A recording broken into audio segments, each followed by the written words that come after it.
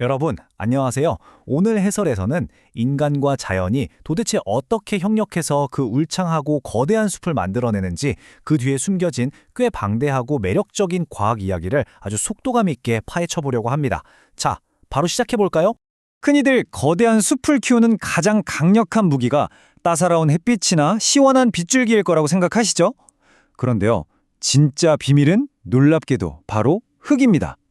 저 높이 솟은 숲의 지붕을 완성하는 결정적인 열쇠가 왜 땅속 깊은 곳, 이 토양의 화학작용에 숨어 있는지 지금부터 하나씩 짚어보겠습니다. 오늘 다룰 핵심 내용들입니다. 숲을 키우는 토양의 비밀부터 시작해서 뿌리의 영양분 흡수법, 숲의 숨은 조력자인 비료목, 물리적으로 숲을 가꾸는 방법, 그리고 마지막으로 다 자란 숲을 위한 비료 주기 전략까지 쭉 훑어보겠습니다.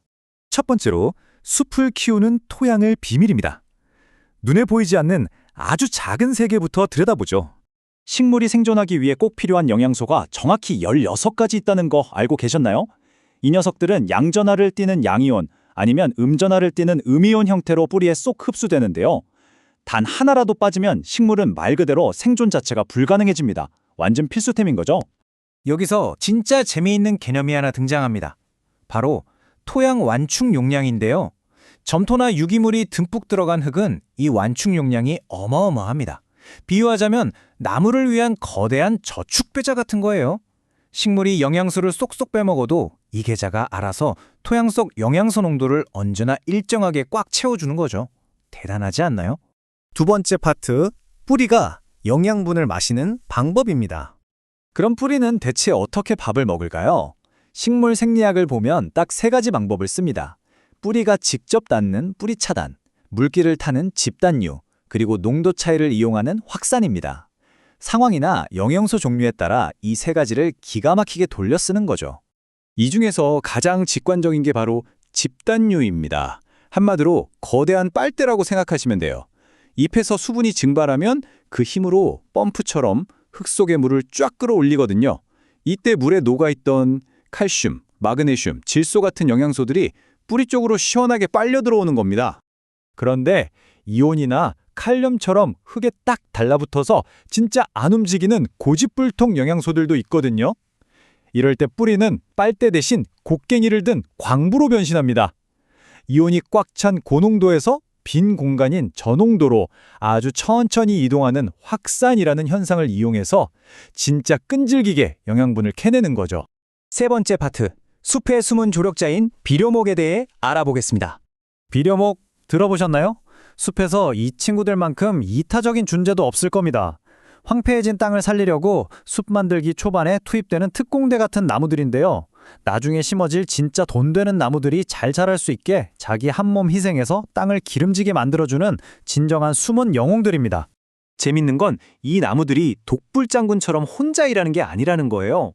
뿌리에 사는 특수 세균들이랑 찰떡궁합의 파트너십을 맺는데요.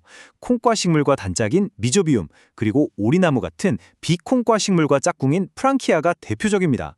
이 미생물 친구들이 공기 중에 떠다니는 칫솔을 식물이 딱 먹기 좋게 요리해주는 역할을 하죠.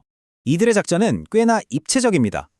위에서는 질소 가득한 잎사귀를 툭툭 떨어뜨려 영양 만점 이불처럼 덮어주고, 아래로는 뿌리를 통해 질소와 이산화탄소를 마구마구 뿜어냅니다. 심지어 주변 이웃나무들이랑 뿌리를 와이파이처럼 연결해서 자원을 다 같이 나눠 쓴다니까요. 진짜 완벽한 팀워크죠. 자, 잠시만요. 지금 온갖 미생물의 화학 용어까지 쏟아져서 나 이거 잘 따라가고 있는 거 맞아? 싶으신 분들 계시죠? 한 산림 전문가가 이렇게 말하더라고요.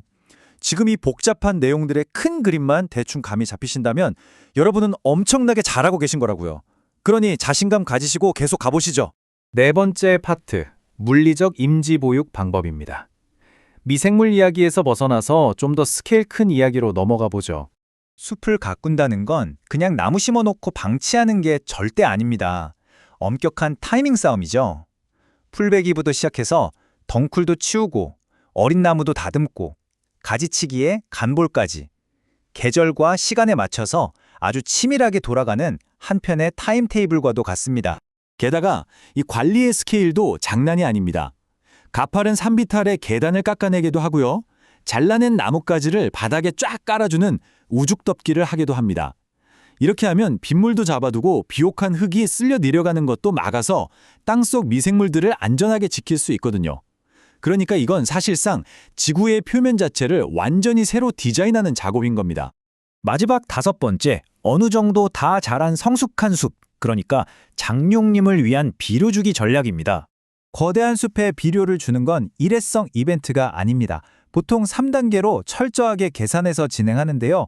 초반에는 나무들이 쑥쑥 자라서 숲의 지붕이 꽉 닫히게 만드는 게 목표라면 수확을 앞둔 마지막 3기에는 얻어낼 수 있는 목재의 양을 극한까지 끌어올리기 위해 집중적으로 비료를 투입하죠. 숲이 덩치가 커질수록 당연히 밥도 훨씬 많이 먹어야겠죠? 그래서 최종 수확을 앞둔 3기에는 질소, 인산, 칼륨 같은 주요 영양소 투여량이 그 전 단계보다 거의 2배 가까이 껑충 뜁니다. 성장에 완전히 부스터를 달아주는 셈입니다. 그런데 여기서 생명은 타이밍과 디테일입니다. 무조건 봄에 줘야 흡수가 제일 잘 되고요. 늦여름이나 가을에 주면 나무가 억지로 성장을 계속하려다가 겨울에 끔찍한 동해 피해를 입게 됩니다. 그리고 이미 뿌리가 사방으로 엄청 넓게 퍼져 있기 때문에 뿌리가 다치지 않게 땅을 파지 않고 그냥 표면에 흩뿌려줍니다.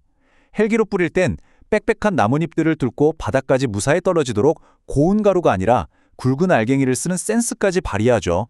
자, 오늘 우리가 나눈 이야기들을 쭉 훑어보고 나니 이런 질문이 하나 떠오릅니다. 우리는 흔히 울창한 숲을 보면 100% 길들여지지 않은 대자연 그 자체라고 생각하잖아요. 그런데 우리가 땅속 화학작용부터 지형 깎아내기까지 얼마나 세심하게 이 숲을 설계하고 돕는지 알고 난 지금, 여러분은 어떠신가요? 과연 지구상에서 가장 건강하고 웅장한 숲은 온전한 자연의 산물일까요? 아니면 자연과 인간의 치밀한 공학적 파트너십이 나온 걸작일까요? 다음번에 거대한 숲을 걸으실 땐 발밑에서 조용히 작동하고 있는 이 거대한 과학을 꼭 한번 떠올려 보시길 바랍니다. 오늘 해설은 여기까지입니다. 함께해 주셔서 진심으로 감사합니다.